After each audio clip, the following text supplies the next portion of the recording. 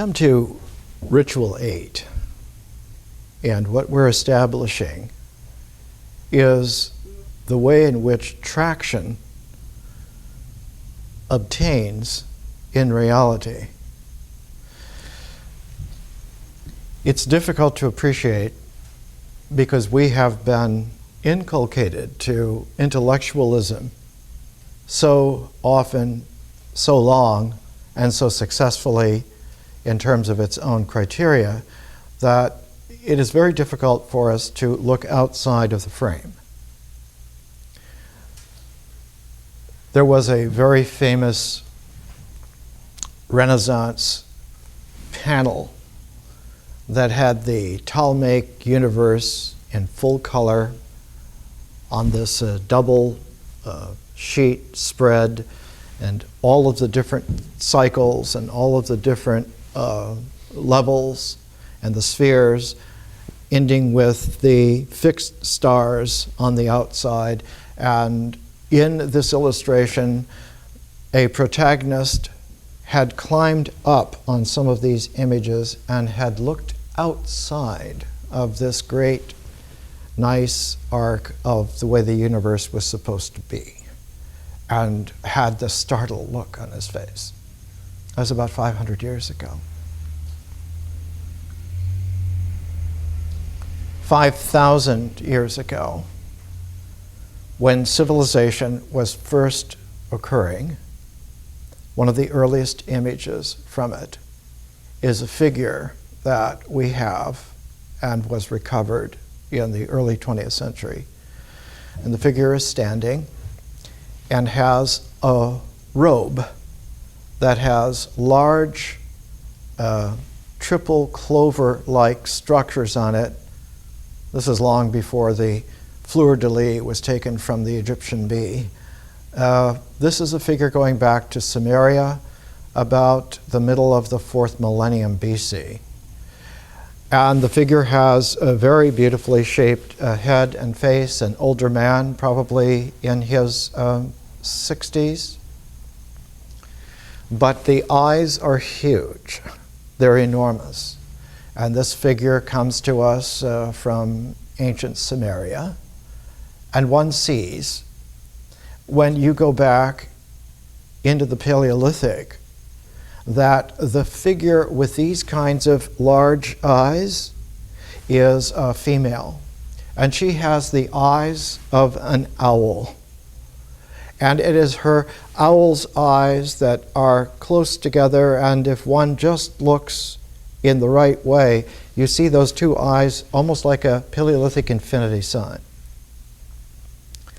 Those wide open eyes in Greek, classical Greek, the word was ipoptai, and it meant those who can really see.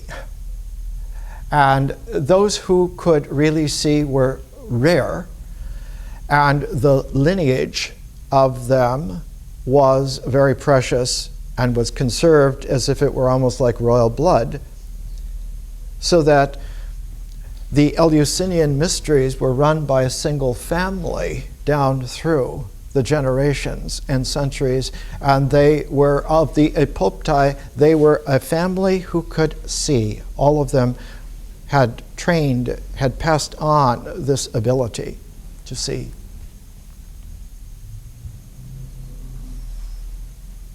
It is very difficult to see what is real. And ritual is essential because it is only there in ritual objectivity that what we do really happens, that we do what we do.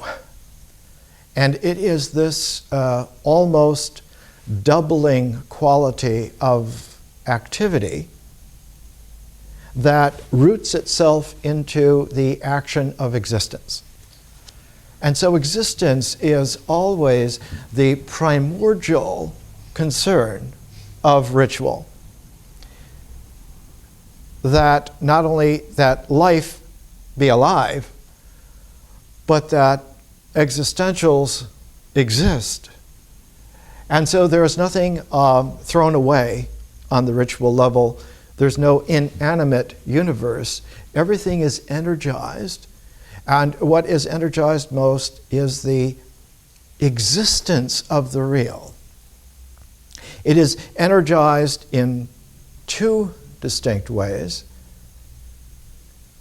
Its unity is that it is energized into forms of existence that actually are there, actually occur, and actually maintain themselves because they are not statically established, but they are iteratively, dynamically, always emerging.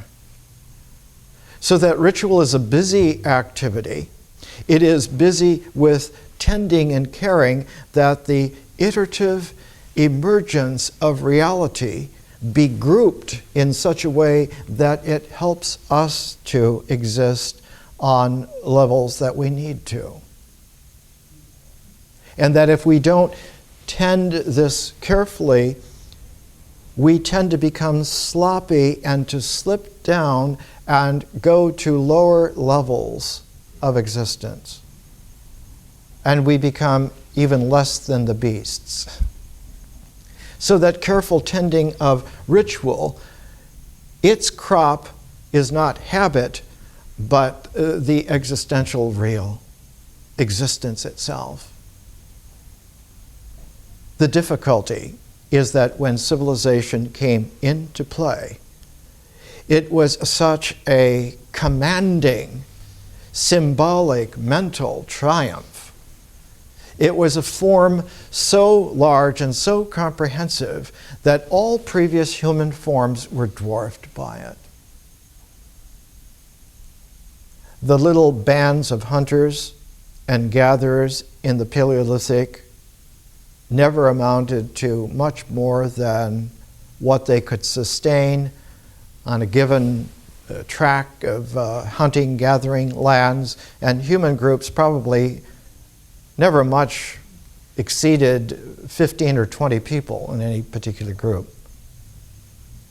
They're getting together in Paleolithic ceremonies of groups that were affine, probably never amounted to very many people at all. In the American Indian Northwest, the Blackfoot Nation ran an area of the prairies from Alberta down into what is today Montana, an area as large as France, and they never had more than about 2,400 men ever in their tribal history who were able to hunt or to go to war. So that the Paleolithic was always a very sparsely populated experience, and this meant that from the beginnings, before our species on down, primates were always very small groups, very small bands.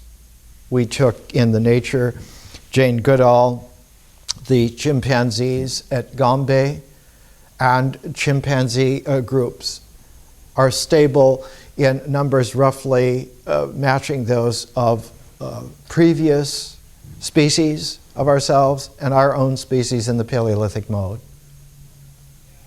It wasn't until the Neolithic Revolution that you began to find larger groups of people, and because of the settled quality, you began to have an emphasis on families. The offspring would continue to live there with the parents living with their parents. And sometimes you would have a phenomenon that would have rarely happened in the Paleolithic, when the average age of death was probably somewhere in the early 40s. You had people living longer and together more, and so you might have had 3 generations at the same time sometimes. So that you began to have a phenomenon in the Neolithic of grandfathering, of grandmothering, that they were not just parents, but they were grandparents. They were wiser because they had now seen for the 3rd time And so those Neolithic people who could see were different from Paleolithic shaman who could see in a kind of a wild way. The Neolithic seers became the carriers of a very, very deep wisdom, and that is the wisdom of making groups upon groups and layering these groups. And within those layers of groups to tease out new sets by which you could group people, and yet the groups didn't interfere with each other, and so you began to have a complexity that approached the complexity of society. You could be a female. You could be a female of this generation. You could be a female whose clan was of such and such a totem. You could belong to such and such a society. One of the most interesting societies in the Blackfoot is the Women's Society, responsible for great portions of some of the larger ceremonies. And the ceremonies themselves became complex. The rituals, instead of just being comported to nature, now began to have the tone that, yes, we tune ourselves to nature, but we add a complexity so that all of the layered groupings and sets of our society now are reflected in our rituals. And so rituals became much more complex. But all this was dwarfed when civilizations began to occur, because civilizations were on levels of 1 million people. Many different kinds of clans and tribes and groups.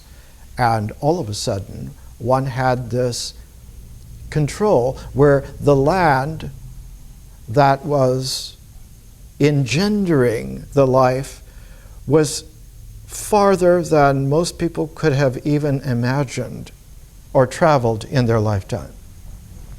And so very special families, very special groups arose to run these caravans linking civilized spreads. And one of the earliest groups that did this were the Jews. Abraham's father, Terah, lived in Haran, which is in what is today northern Iraq. Haran is the city of the moon goddess. And Haran is there because that's where the great long caravans split. One caravan route went north into what is today Turkey, into Anatolia, into the Anatolian highlands, because that's where you could get a lot of the metals that you needed to run civilizations. Not to make money, to make tools, to make lots of tools and make them fast. And because those metals now had to be put into a whole new phase, you didn't just use copper tools, but you added a little bit of tin to it, and you began to make bronze. Much more efficient. But the tin was not up in Anatolia, it was way down in southern Persia, and so you had to have caravan routes that ran all the way from the Persian highlands through the Euphrates, Tigris valleys, all the way up into the middle of Anatolia, where Ankara is today. But in order to sustain this, one had to have business on a scale, because this was expensive to do. You had to have business on a scale so that your customers for your products were wide-ranging. And so at Haran, an offshoot of the caravan route curled over and went to the Mediterranean Sea and touched the Mediterranean Sea roughly around where Beirut is today. But they didn't stop there, because that wasn't where the big population was. The big population was further south in Egypt. And so the great caravan route had to go down south to Egypt, and it passed through lands that belonged to the ancient Phoenicians, the ancient Canaanites. And that caravan route that pioneered that was run by Terah's son, Abraham. He was the master of the big caravan route of the Fertile Crescent, of the Akkadian civilization that inherited this, not just from the Sumerians, but 1,000 years later it was improved and made on this scale by Sargon the Great, Sargon of Akkad. And his daughter, Enheduanna, is the world's first great writer. She's the first writer that we know of her. We know her name. And she wrote the Inanna epics and probably contributed to the Gilgamesh epic because they come at the same time. They come from the same place. And so with civilization, you began to get a complexity of ritual that was not just overlay, but because there was so much of it, it began to be condensed. And you would take just token parts of some cycle, token parts of other cycles, and you would put them together. And you would keep them together in proportions by the way in which the rhythmic delivery of these rituals were carried out. And so the ritual pacing became not just the early American Indian dancing is always called stepping. And one learns to step. And in any dance, in any ceremony, stepping all over the American continent was the basic rhythm by which one participated in ritual. But with civilizations, one now had very complex, varied steppings that amounted to a dance so complex, the Greek word for it was chorea, out of which we get the term choreograph. In chorea, one had a very complex gestalt that would have gotten out of hand, and so it was handled in a masterly way. However the complexity ran, when it got through to half of its way, there was a pause, a stand, an interval, and the other half of the ritual complexity was then done in a counter mode. And out of this chorea, one had the first beginnings of lyric poetry with Pindar and of Greek drama with Aeschylus. And the form is a movement and then a stand and then a counter movement. A strophe, a pause, and an antistrophe. And that these massive ways of comportment began to index then the complexity of the rhythm of rituals, so that when next week we start with a new pair of books with Basho's Zen journal, travel journal, The Narrow Road to the Deep North, and Euripides' last great play, The Bacchae. We will see that by the time of Euripides' Bacchae, written about the time when Plato was first beginning to moot the philosophic dialogue, Euripides' Bacchae was the place in which the development of Greek tragedy stopped, because the play itself takes from Aeschylus and Sophocles and Euripides' own development and a dozen or so other great Greek tragedians who never made it up to the level of the big three. And the strophe, stand, antistrophe was put into a very superior mode. And that is, in that stand, one has an opportunity to look outside of the entire form. You don't just pause in the midst of the ritual action, but you are able to take yourself in that calm, in that stillness, and to penetrate through the ritual objective existence into a different realm. A realm that was not in any form of existence. And so you had the introduction in great civilized, complex rituals of the transcendent. And the transcendent coming in had a completely different flavor from the mysteries of nature. The mysteries of nature are always affine to immanence, always affine to emerging and being, of being certain, of being able to take a stand, of being still and quite happy to be still. But the transcendent, when it comes into play, is wild because it transforms.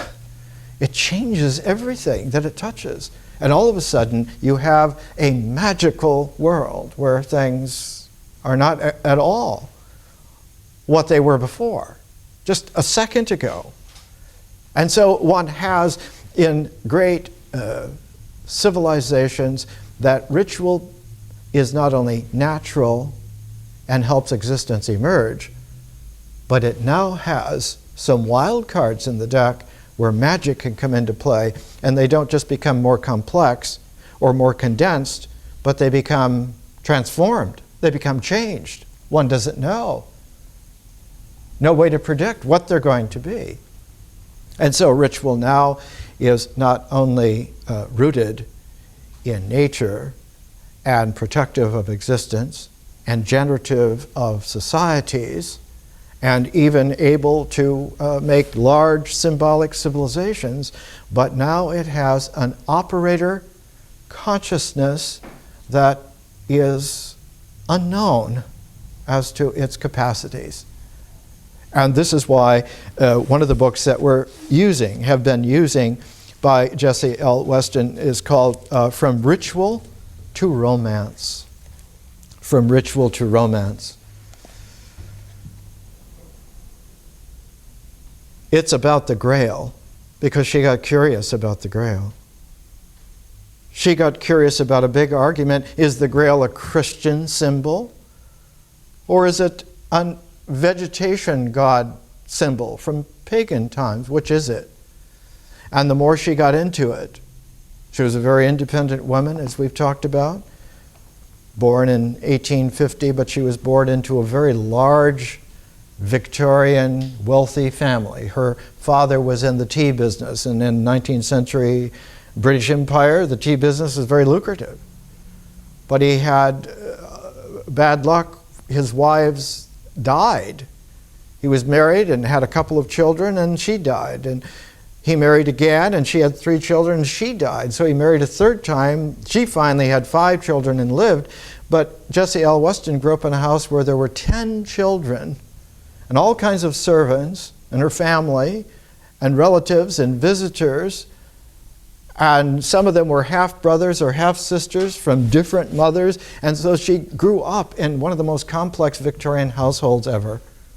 And because of this, because she was also extraordinarily brilliant, intelligent beyond words. When we get to Jane Ellen Harrison, we'll see that these are 2 women where you talk about A++. Really brilliant, really bright.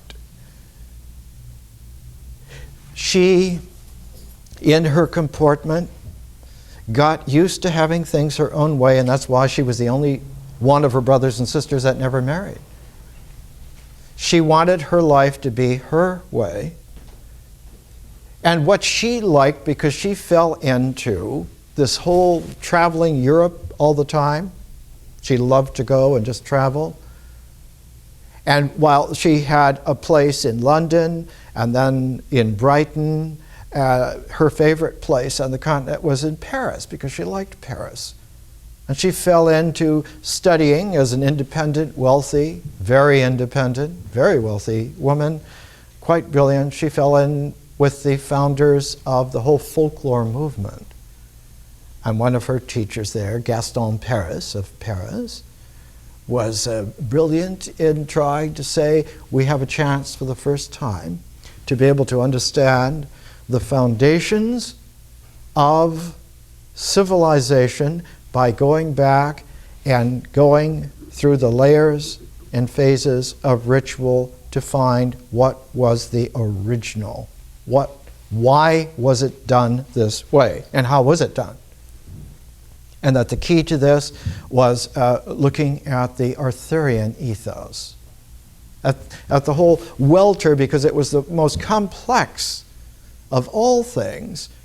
And one of the things that made it so complex was that it had a gender confusion built into it.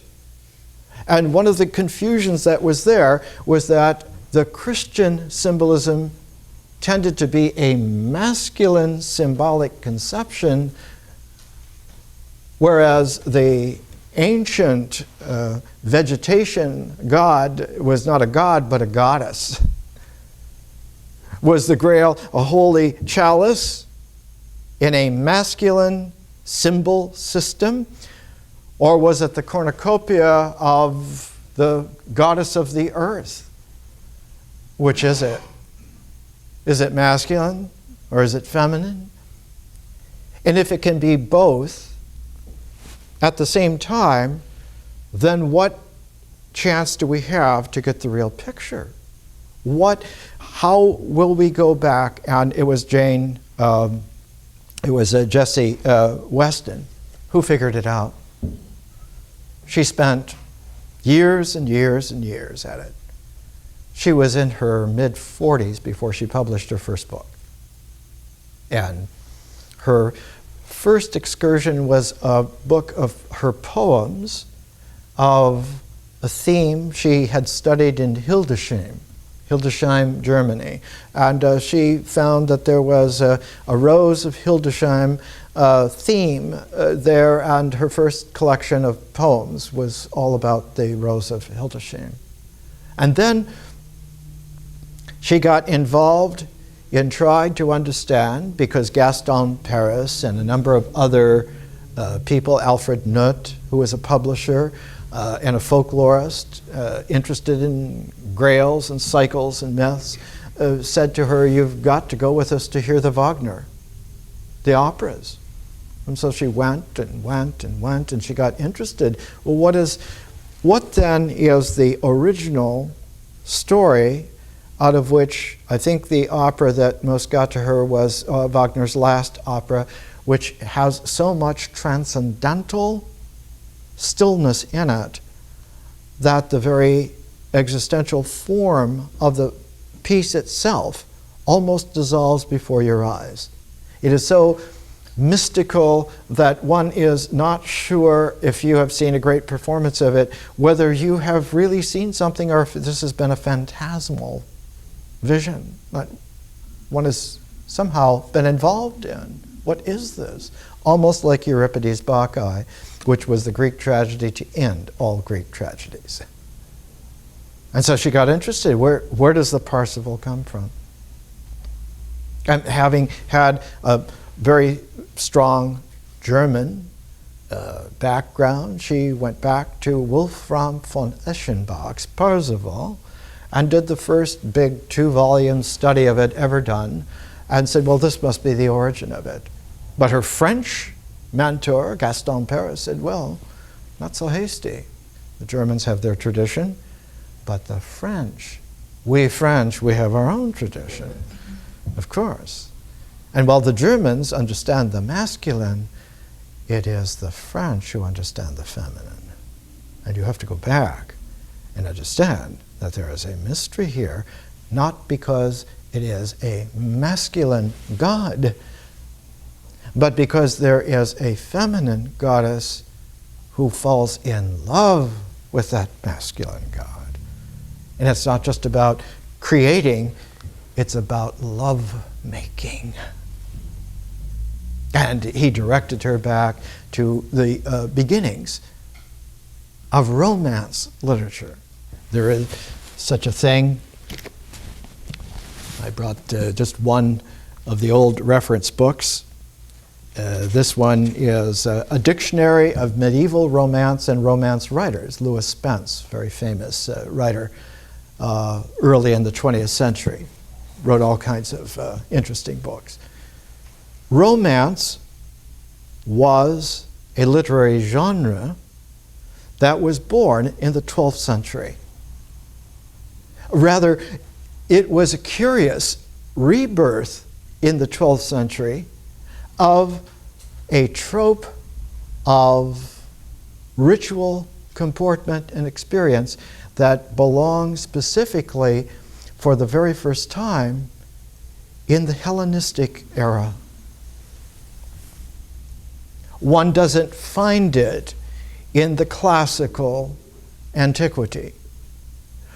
One doesn't find it in classical Egypt. One doesn't find it until one comes to the Hellenistic civilization from about 200 BC to about 200 AD. In that 400-year period, one finds for the very first time the beginnings of a romance literature of those seers who have seen beyond the structure assumed of this world.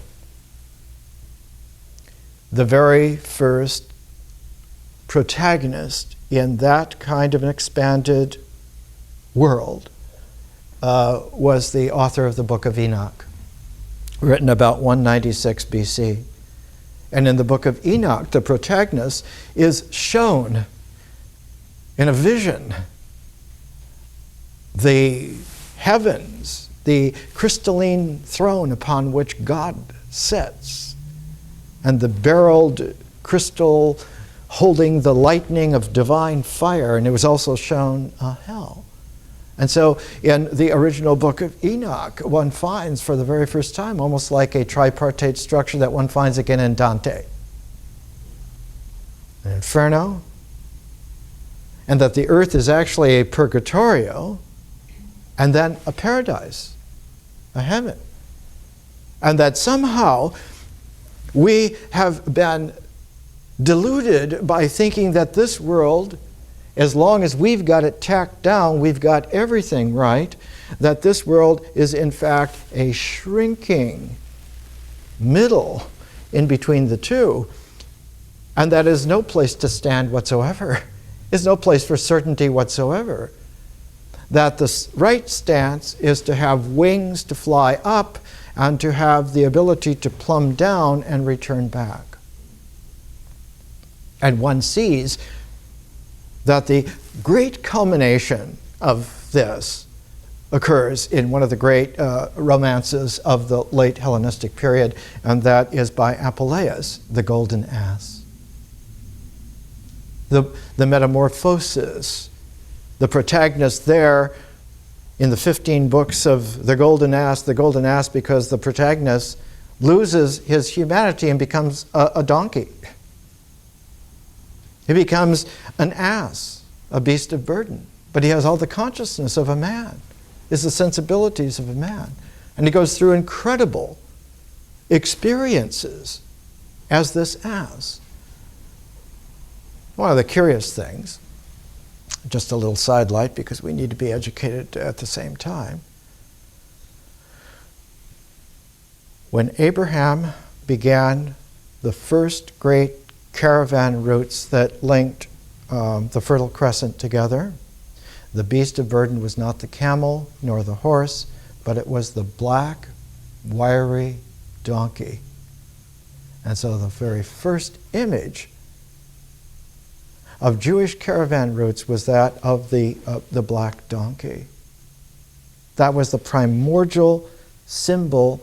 This is how we make our living. This is what we do. This is the carrier of all this commerce. This is the way in which our rituals are linked together. And one finds the traces of it 2,000 years later when Jesus goes to enter Jerusalem for the last time, knowing what's going to happen. He has had someone trustworthy place an ass just outside the gate of Jerusalem, so that when he rides into Jerusalem, he rides in on the ancient black donkey and carries the resonance all the way back to Abraham.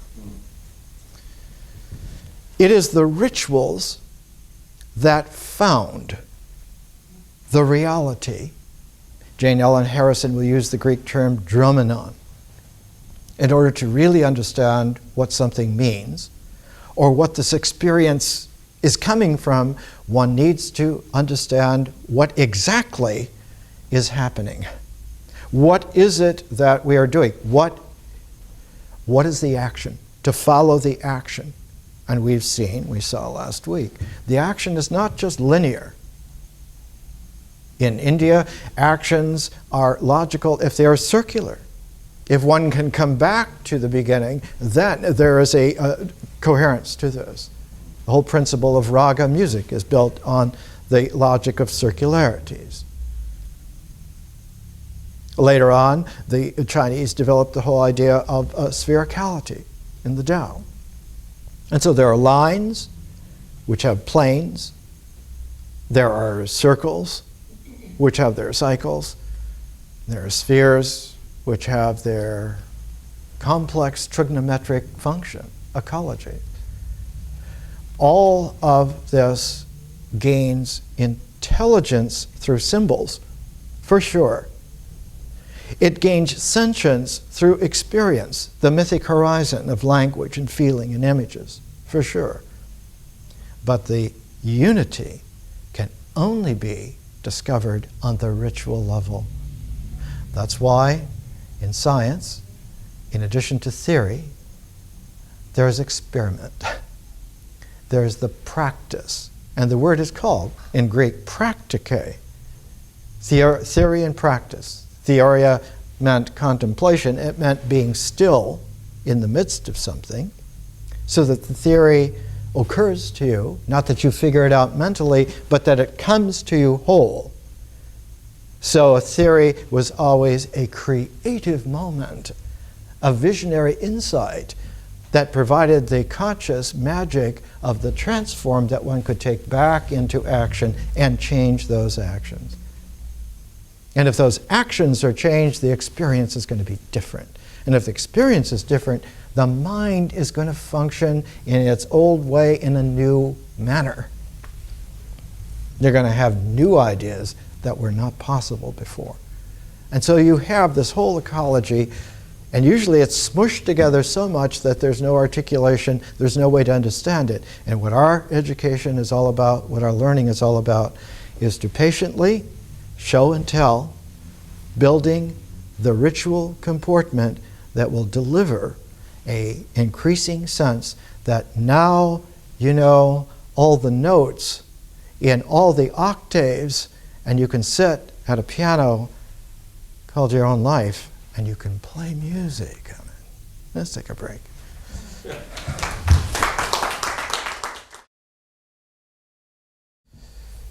Let's come back, and let's come back to Ruth Benedict's Patterns of Culture for a moment.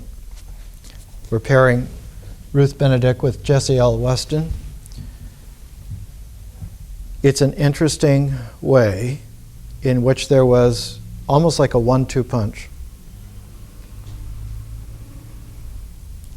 In Jessie L. Weston's generation, she would have been 20 years old in 1870, so that she came into a scene when the British Empire was really something enormously spread and capable. The sun never sets on the British Empire. Rule Britannia, Britannia rule the waves means the whole planet.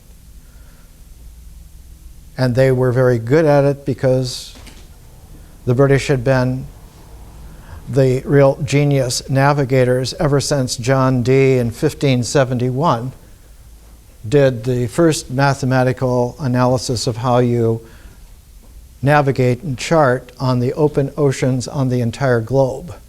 And it was such a triumph that Shakespeare, when he built his theater, called it the Globe because of this masterful thing of being able to navigate on open oceans under all the stars surrounding the entire planet with the same comprehension. Before John Dee was an occult figure, he was one of the greatest mathematicians of that time. educated at the University of Louvain, and Shakespeare understood it, its significance. So Jessie L. Weston came at the apex of the British Empire.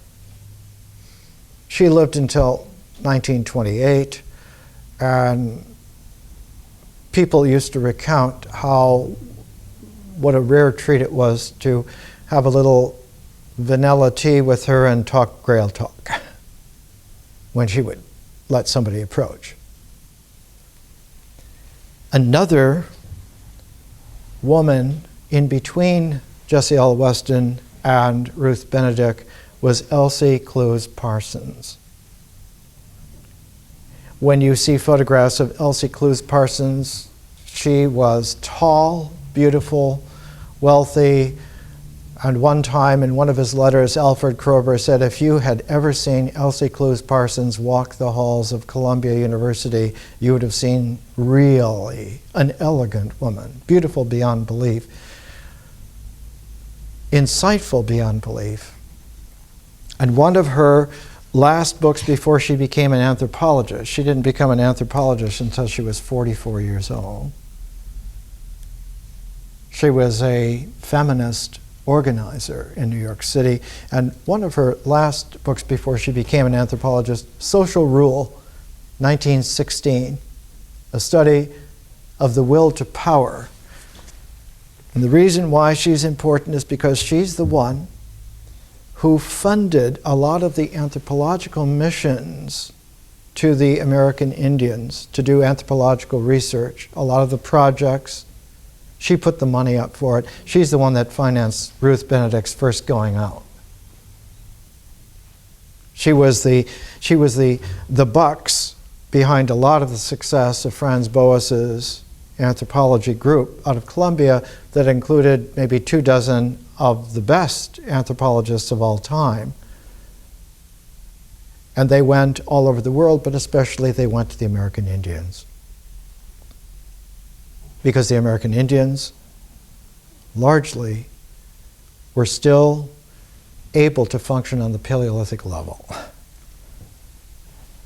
You didn't have to be guessing by piecing together archaeological material so much as you could go and be with them and drop back into that Paleolithic primordiality. But the generation before Elsie Clews Parsons had gone there with all sorts of preconceptions. And the generations that came after Ruth Benedict had their own preconceptions. The generation after prided themselves on French sociology, like Durkheim and so forth. You have to define your terms. You have to make your procedures logical and precise, and only then do you go out. Only then do you look and examine. And before that, people went out that were associated with trading posts and little bits of private excursions, and only in between, from the generation of Elsie Clews Parsons to Ruth Benedict, did you find mainly women. 3/4 of them were women who went to be with the people and to understand them anthropologically because they themselves were there. We used Gladys Reichardt's Navajo sand painting book, where she lived with old Red Point, one of the greatest of all of the artists of the American Southwest, who was also a shaman, and he adopted her as part of his family, and she learned to weave Navajo rugs just like a Navajo woman. She learned to speak the language. She did the first grammar of Navajo. Elsie Clews Parsons in Social Rule says, once the abnormal is labeled, he is at the mercy of the normal. The more fixed the traits and functions of a ghost or god, the more assured and classified his supernaturalism, the more thoroughly is he in hand The more harmless or the more useful is he to his descendants or worshippers, a tutelary spirit, whether ghost or God, is expected to mind his business. He may not be neglectful. He may not be meddlesome or obtrusive. Once in Fiji, Hocart, this is A.M. Hocart, a very famous anthropologist of the time. Once in Fiji, Hocart tells us he was present with some natives who had met together in a house where the ghosts were to come to fetch away a dead man. One of the ghosts gave news through the medium that in Ghostland he had just bought a boat. His living son, uninterested in this posthumous business transaction, bade his father, "Begone! I am a man, you a ghost," said he. "I don't like you. I don't want to speak to you. Go away," saying this to his father's ghost. The preeminent function of social classification appears therefore to be social rule. In institutions where subjection is most desired, institutions like the Catholic Church or like a modern army, classification is most positive and most patent. Classification is 9/10 of subjection. So out of this, following right on the heels, in fact, Elsie Parsons, a great 2-volume book on the Pueblos, didn't come out till 1939, 5 years after Patterns of Culture by Ruth Benedict. And she's talking here, she's writing. Fierce. She was fierce. She was beautiful but deaf. She was extraordinarily brilliant, but in a marriage that was very unsatisfying. Her best friend was Margaret Mead, who was way over north of New Guinea on an island with a New Zealand husband, Reo Fortune, studying the Dobu. And she put the Dobu and Margaret Mead and Reo's material in here with their permission. She says of the Pueblos of New Mexico, of the Zuni, the heads of the major priesthoods with the chief priest of the sun cult and 2 chief priests of the war cult constitute the ruling body, the Council of Zuni. Zuni is a theocracy to the last implication. Since priests are holy men and must never, during the prosecution of their duties, feel anger, nothing is brought before them about which there will not be unanimous agreements.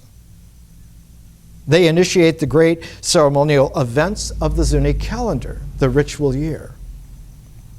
They make ritual appointments. They give judgment in cases of witchcraft. To our sense of what a governing body should be, they are without jurisdiction and without authority. But if the priesthoods stand on the level of greatest sanctity, the cult of masked gods is most popular. It has first claim in Zuni affection and flourishes today like the great bay tree. So you have a ritual priesthood, and then you have a mythological gods array, and they are different. They are linked together, but in a surprising way. The gods are not the primordial. The ritual in the hands of the priesthood is the primordial. The mythology will come out of what they do, not the other way around. And so just studying a mythology is not enough at all. In fact, it's misleading. One has to go to the ritual action, to the scenario. What are they doing? It's just like when somebody, a director, is first getting the cast together to do the play, Your learning your lines is your business. His business is to get you to respect the way he has blocked out the scenes, blocked out the stage. We'll actually use chalk and mark on the stage. This is where you are at this moment in this scene. This is where you are, and you are to go this way in this way. It is the ritual action comportment that blocks the scene out, and the language, the mythological level, emerges from that ritual objectivity. And if the ritual objectivity is not there, it doesn't matter. You can have delivered the lines in the most beautiful way. It's drifting like a stench on the stage. It's not going to be part of the play. So she says, there are two kinds of masked gods. The masked gods proper, the Kachinas, and then the Kachina priests. Now the Kachina priests, that priesthood blocks out the ritual actions of the whole year,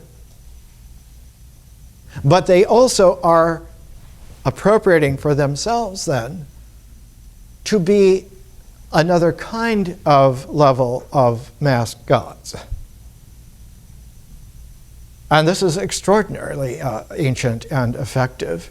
The first indications that we have of men wearing parts of animals or birds is from Lascaux, 20,000 years ago. And the place where one finds that image of the bird-headed man at Lascaux is at the very back of the cave, after one has gone through all of the complicated choreography of the different levels of Lascaux, the different parts of the cave. One comes to one of the most perilous parts of the entire experience. At the very back of Lascaux is a shaft that plunges quite a ways down, about 5 stories. And at the bottom of that shaft, they found bits of twined rope that had obviously been used, like a bungee cord, and scrawled right on the opposite wall of that shaft, just as you would plunge, is the image of the bird-headed shaman man. And that bird-headed shaman man has an erect penis, not because of sexuality, but because of abject fear. Because obviously, you were led all the way through, impressed with all the power of the Paleolithic priesthood of Lascaux, to the place to where you would die. You would be killed. And there, in that underground, no escape place, they pushed you over. And of course you were saved because they didn't let go of the rope. But it was an existential moment of abject terror. And you were convinced ever after that you had to be really careful and not to offend these guys.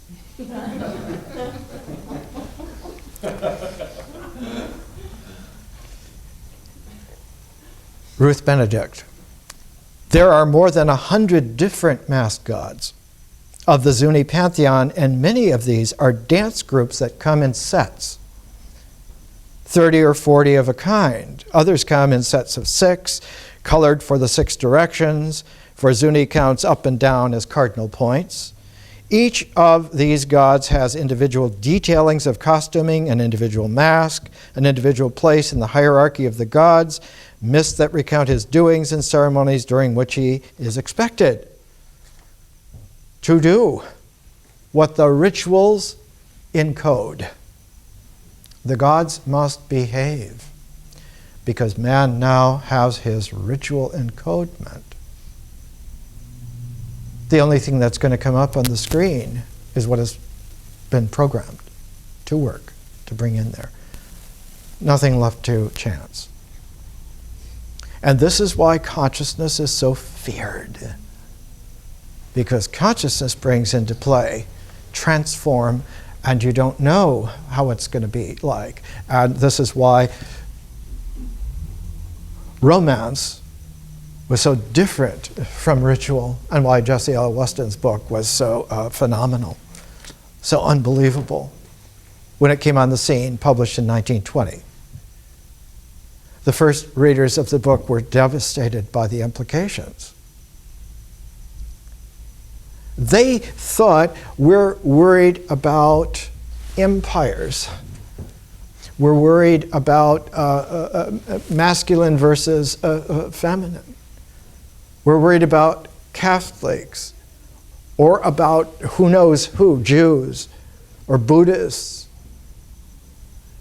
All of these worries were small potatoes compared to what came out and what was shown. Was that man had become so stepped off from reality that his ritual comportment was completely artificial all the way through. And it was a question whether the Grail is a Christian symbol or a pagan cornucopia. The question is, how did the primordiality get so lost that it wasn't even suspected? It wasn't even known. And so when T.S. Eliot published just 2 years later The Wasteland, he says in notes, not only the title, but the plan and a good deal of the incidental symbolism of the poem were suggested by Miss Jessie L. Weston's book and the Grail legend, From Ritual to Romance. Indeed, so deeply am I indebted. Miss Weston's book will elucidate the difficulties of the poem much better than my notes can do. And I recommend it, apart from great interest in the book itself, to anyone who think such elucidation of the poem worth the trouble. And then he goes back in anthropology to the Golden Bough, to Fraser. What is peculiar, not just that T.S. Eliot could understand immediately, and one of the reasons why he could understand immediately was that he was subjected in the world of the First World War to a devastating realization that his generation was lost. They were not just lost in between generations, they were lost in reality. They had no way to know where they were. As Jack Kerouac said one time in one of his poems, what time is it in the universe anyway?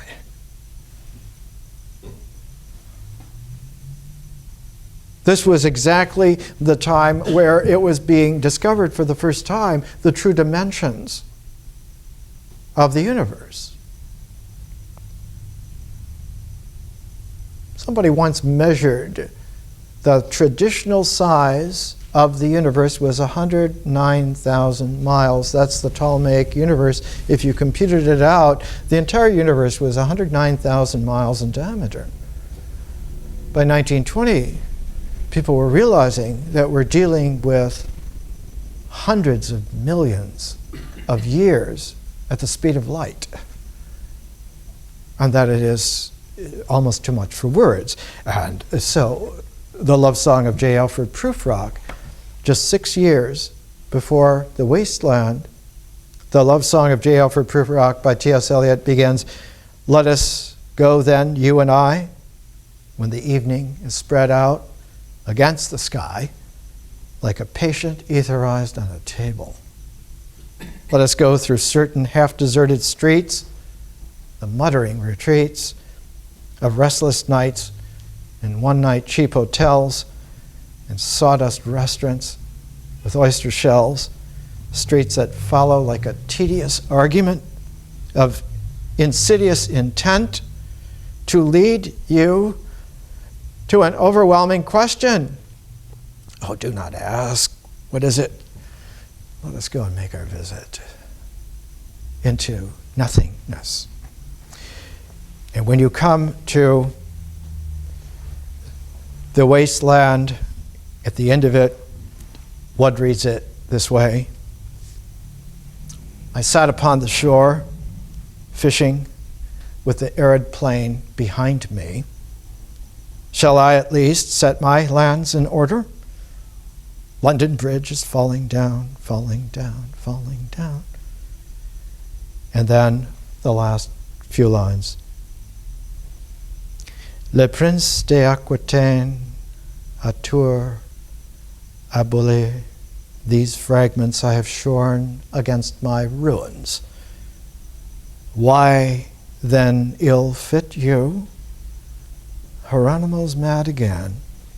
Data deviatum damyata shanti, shanti, shanti. And so he ends it the way that Upanishads end. Peace, peace, peace. What is it about Aquitaine? Aquitaine was that middle French range of Provence and a few other areas, the southern part of France, where was born courtly love poetry, the troubadours. And out of them came the first French romances. Out of them, for the first time, one had a reaching back, not like the 15th century would reach back to the great Greco-Roman classical achievements based on Plato and brought up to the power of Augustan Rome. But in the 12th century, the reaching back went all the way back to the Romance era between 200 BC and 200 AD, with the emphasis on the AD, with the emphasis on an Apuleius rather than a Plato. So that in the 1100s, one did not have that kind of masculine vision of a symbolic structure that focuses itself so much on art, but in the 12th century, in the 1100s, one had a feminine vision that focused itself on the devastating need to be accurate about ritual objectivity. And that out of that then came a whole different sense. Now, there are handbooks of the troubadours, and one can go back and see them, but there are also little books on the women troubadours, and she finds that all of a sudden, out of nowhere, around 1140, you find 20 of the best female poets of all time living in the same area. That area is called Aquitaine at that time. And the queen was the most beautiful woman of her time, Eleanor of Aquitaine, married to Henry II. And it is in the court of Eleanor of Aquitaine, the emphasis is on her, not on Henry II.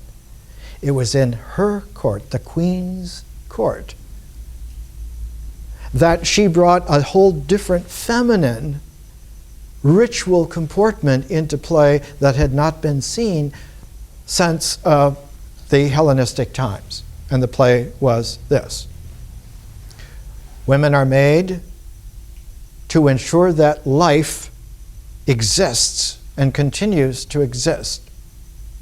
Not just that there be birth, not just that there are children, not just that there are families, not just motherhood, but the ability to inspire life with love.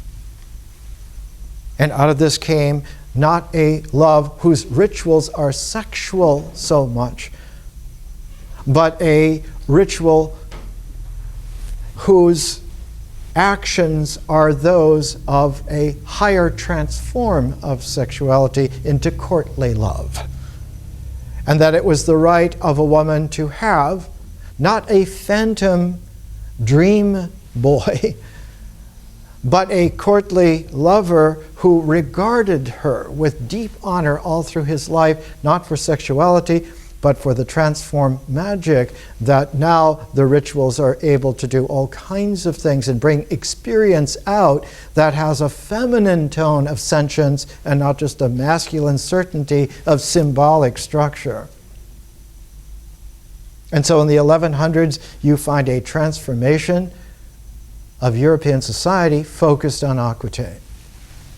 And it's the French romances that come out of this that lead the way. And it's French romance that brings into play not only chivalry of men in war, but the chivalry of men in love.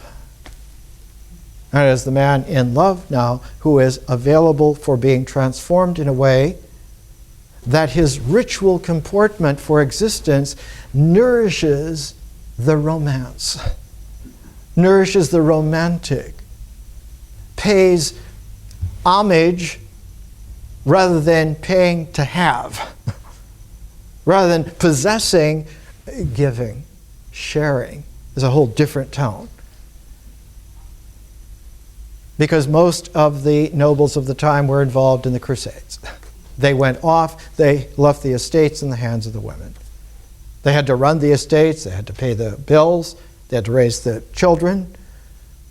So they learned to educate them, and they educated them in ways that they liked.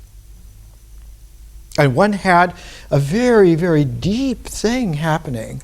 Not only was there such a thing now as courtly love, the meaning of courtly love, papers for the first annual conference of the Center for Medieval and Early Renaissance Studies, State University of New York, 1967. Takes a while for things to come in, but one of the dangers with courtly love was that it could devolve into the game of love. Troubadour wordplay, not poets, wordsmiths. They're not really a courtly lover. They're playing the game of courtly love to see who's the best at this, and the casualty in this was life and love, just as if one had declared sabotage on the very values that one was supposed to be protecting. So that you have a very interesting thing. At the beginning, in 1140, you have someone like this, the Countess of Dia, born 1140. I thrive on youth and joy, and youth and joy keep me alive. For my friends, the very gayest, which makes me gay and playful, and since I'm true, he should be faithful. My love for him has never strayed, nor is my heart the straying kind. I'm very happy for the man whose love I seek so fine. May God with joy richly repay the man who helped us meet. If anyone should disagree, pay him no heed. Listen only to the one who knows. One often picks the blooms from which one's own broom is made. But then,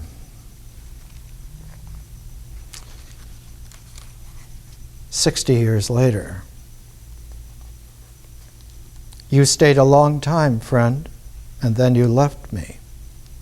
It's a hard, cruel thing you've done. For you promised and you swore that as long as you lived, I'd be your only lady. If now another has your love, you've slain me and betrayed me. For in you lay all my hopes of being loved without deceit. Handsome friend, as a lover true, I loved you, for you pleased me, but now I see I was a fool. For I've barely seen you since. I never tried to trick you. Yet you returned me bad for good. I love you so, without regret, but love has stung me with such force, I think no good can possibly be mine unless you say you love me." And so you see the precariousness keeps reemerging, because the only way in which the traction can be guaranteed objectively is that the actions really happen. You really are doing what you mean to do.